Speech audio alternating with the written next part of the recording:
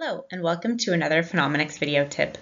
My name is Genevieve Hodson, and I am the Senior Manager of Technical Support and Applications here at Phenomenex. This month's topic is looking at liquid chromatography. Our tip originates from the following customer question. My column is shipped in hexane, but I need to use it in water and acetonitrile. How do I switch the solvents in the column? Knowing how to switch the solvents within a column is referred to as solvent switching, and must be done with care to not damage the column. Let's take a deeper dive into the process of solvent switching. First, it is important to know what solvent or mobile phases are in your column when it arrives to you. You can typically find this information in the Column Care Guide and the Certificate of Quality Assurance, or CQA. The Column Care Guide can be found on the vendor's website under the column brand. You can see the Column Care Guide for Luna as an example below. In the shipping solvent section, you can discover which solvent each specific phase will arrive in. The mobile phase compatibility section can be used to check to see if there are any mobile phase limitations to the phase other than pH limits, which can be found on the first page of the guide. The column CQA can be used as well. An example is featured below on the opposite side. Under the test condition section, the mobile phases used to test the column are listed. For this Luna column, it is 75% acetonitrile and water, or 75% acetonitrile, 25% water. The test conditions are usually the same as the ones the column is shipped in, though not always the case. When in doubt, reach out to the vendor of the column to ask them directly.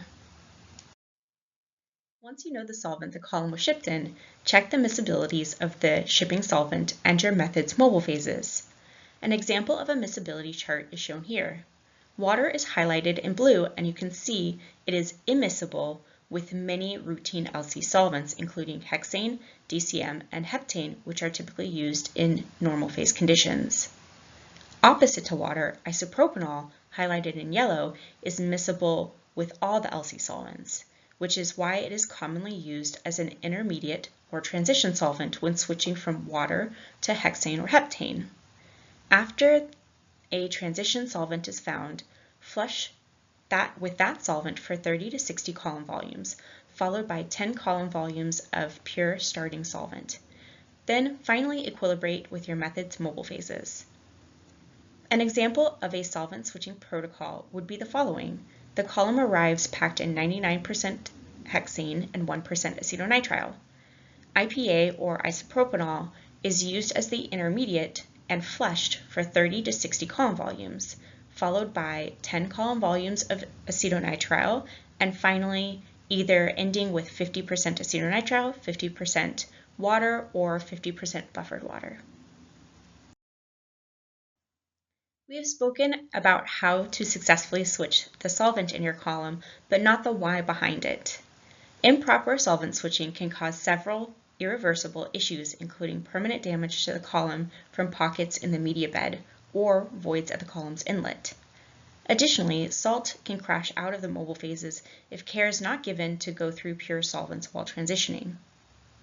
Pressure-sensitive polymeric media can burst, and phases or ligands which are coated can also be stripped off. The left side of the slide walks through the process of how voids and pockets can be formed in the column's media bed.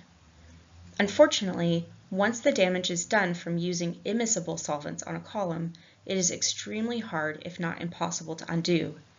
By carefully switching solvents through a transition or intermediate solvent, you can avoid the possibility of any permanent damage to your column. Thank you for joining us today for our LC video tip. We have new chromatography tips coming out every month, so stay tuned for the next one. And if you have a troubleshooting, method development, or solvent switching question, please visit us 24 hours a day at phenomenex.com on our live chat. There are chromatographers like me happy to help you out with any questions you might have. Goodbye for now. Thank you for joining us.